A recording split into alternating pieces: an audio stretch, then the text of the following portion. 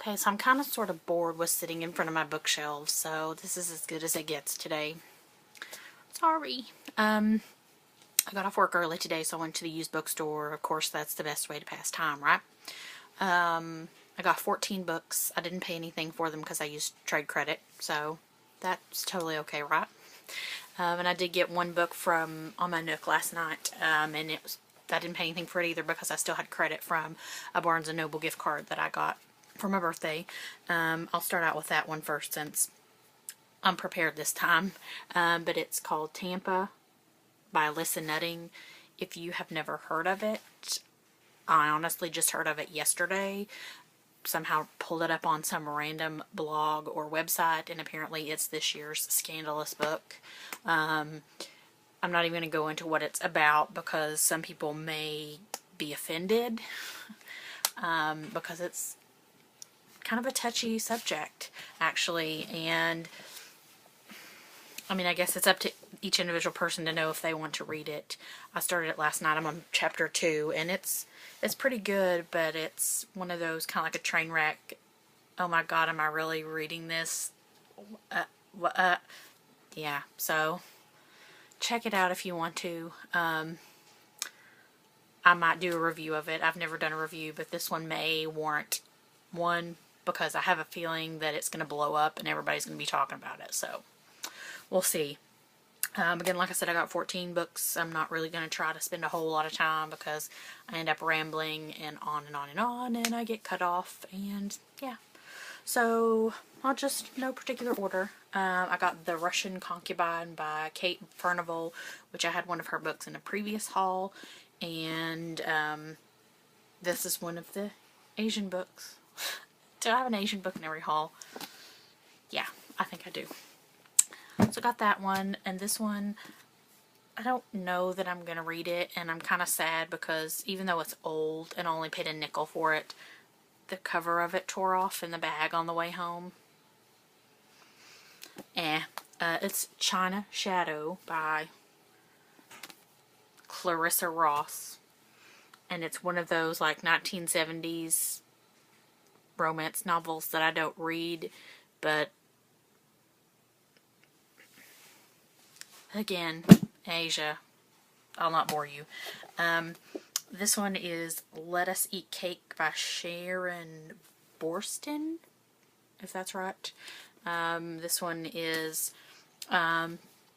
just kind of a nostalgia food book about, I guess, things remind cake and sounds and different things that remind us of people, but I didn't get these out of this book. I totally am one of those people that will go through books to see if there's anything in them, and please tell me there are other people that do this. But if I find something in a book that I don't want to read, I'll just put it in another book and take it home. I know. And this was also one that has an inscription, like somebody had written in it, birthday December 21st, 2003. Dear Carol, I'm grateful for the lovely fellowship and friendship we have shared. Here's to you and many beautiful cakes and to many more celebrations. Love, Lorna. I'm going to go with that. But I always like that when somebody does an inscription. But in one book I found Chapel of the Holy Cross. I'm not sure where it is.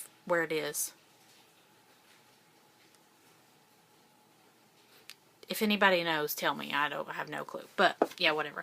And then this, it's a postcard and it's a fox. Like, I just like finding these little things. But anyways, I'm done with that. I got The Ingredients of Love by Nicholas Barrow. And this one was 15 cents. It actually sounds really good. It's Nectar in a Sieve by Kamala Markandeya. And it's takes place in India, I do believe. It's technically still Asia, right?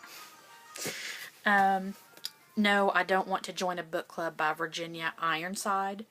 And this one is, oops, lighting on that stunk.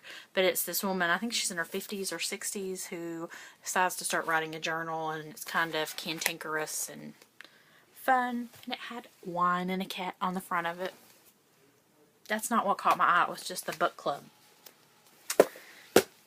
And then The White Pearl by Kate Furnival, same as the Russian Concubine, and the one I bought last time, which was The Girl from Junchao.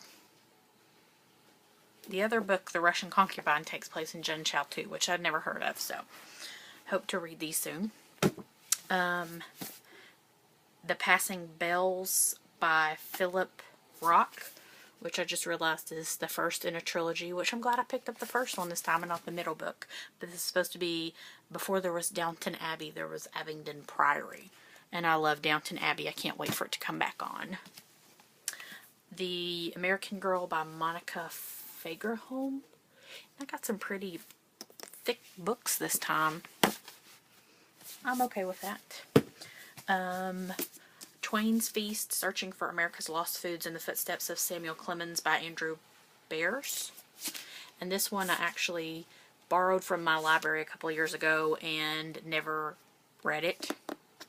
Took it back, and so I'm glad that I found it for $4 in hardcover. Two for the road are Love Affair with American Food by Jane and Michael Stern, which I love nonfiction books, and this one should be yummy. And The Rich Part of Life by Jim Kokoris, which I've gotten a lot of male authors today. I didn't really notice that. That's fine. And two more. A Gracious Plenty by Sherry Reynolds, and Scarlet Feather by Maeve Binchy. That's all I got. I almost bought Lolita by Vladimir. I don't remember his last name, sorry. But it was $8, and I thought, maybe for another time I'll buy it. But that's all for this time. I know I said last time that I needed to stop, but apparently addiction requires you to be in treatment and to be strapped down and all that jazz. So, I don't know, but that's it. What are you reading? What do you plan on reading? What did you buy? What's going on? What's shaking? But, I'm done. See you later. Bye.